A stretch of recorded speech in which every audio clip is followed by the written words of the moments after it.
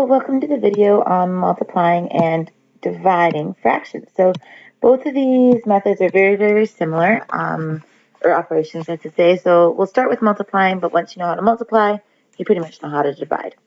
So just to refresh about number lines, first question here says, how would you show positive 2 times positive 3 on the number line? So to represent positive 2, right, it is the area between 0 and 2. And we want 3 of those, right? So there's 1, 2, and then off number line this time, 6. Right, so that's how we would figure out the answer on a number line, right? 2 times 3 is 6. Same question, if we were to show it as number of chips, this time it's flipped, right? 3 times 2. They're all positive, so I have positive 3 and 2 of those. So my answer, shockingly, is positive 6. A little bit trickier when we get into negatives. So, in this case, negative 5 times positive 2. So negative 5 we can represent with an arrow between 0, here it goes, 0, and negative 5. And we want 2 of those, right? So if I double it, I see that I'm at negative 10. Not positive 10, but negative 10. With integer chips, same sort of idea. And I've got 5 negatives, and I'm going to double it, times that by 2, right? And look at that. I've got negative 10 altogether. Now, you don't want to be drawing out integer chips and number lines the whole time. So there's something called a sign rule, and it's really handy. And once you've got it locked down, you're going to be good to go. It says the product of two integers with the same, so write in the word same sign, is always a positive number. I'll show you what I mean about that in a second. And the product of two integers with different signs is always a negative number. So just a refresher what the word product means. This is part of the math vocabulary that you're going to need to learn. It is the answer to a multiplication question. Multiplication question. So if something asks for the product, they want the answer to what you're multiplying. So same signs could be positive, positive, or negative, negative. Different signs could be positive, negative, or negative, positive. Let's do some examples. This question here, negative 5 times positive 3 for different signs. Right, so I know my answer is going to be negative, and then I just go through and multiply what 5 times 3 is, and that's 15. Now this is just showing us that it doesn't matter the order, right? I can go negative 5 times 3 or 3 times negative 5. It's going to be negative 15 no matter what. Same thing with this number line down here. It looks like I've got groups of negative 2.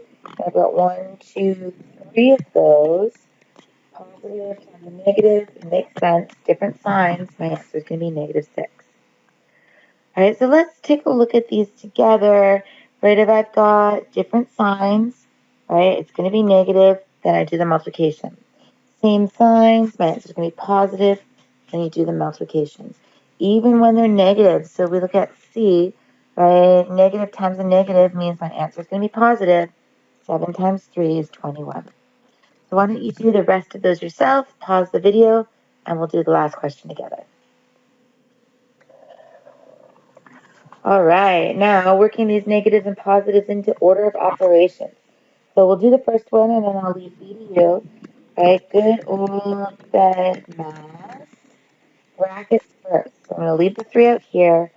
Back from our previous lesson, negative 8 plus positive 3. You can draw and lo and behold, you get a positive 5. And then in this bracket, they're square brackets, but it doesn't mean anything different. Same deal. Negative times a negative is a positive. 4 times 2 is 8. So brackets are done. There were no exponents. Division and multiplication, whatever I see first, traveling left to right. Remember that brackets outside of a 3 and a 3 outside like that means to multiply. So they're both the same sign. 3 times 5 is 15. Minus positive 8. I'm just going to drop the brackets and the positive sign because it's a little bit more familiar that way. Then the adding and subtracting part, that's 7. All right, why don't you try B and then turn the page.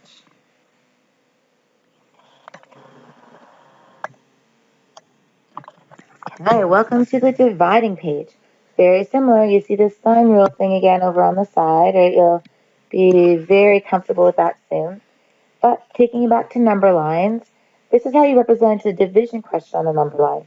If I had a big long line and chopped it in half, right, that big long line represents negative 10. And if I'm going to divide it into two groups, it's negative 10 divided by 2. Each of those, right, represents negative 5, right? So the rule still applies. Different signs, my answer is negative. Negative divided by positive equals a negative. So just to affirm this, the quotient of two integers with the same sign is positive, just like before.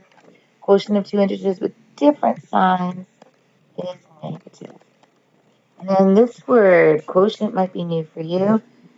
It's the answer to a division question.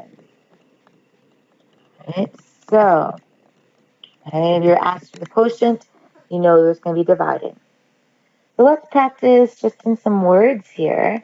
It says, is the quotient positive or negative?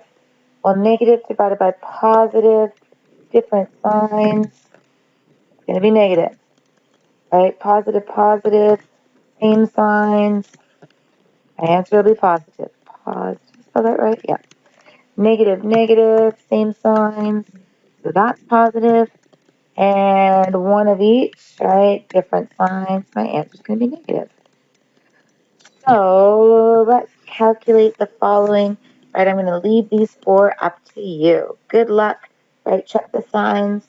Do the division like normal. Right, pause it, and then I'll see you over here.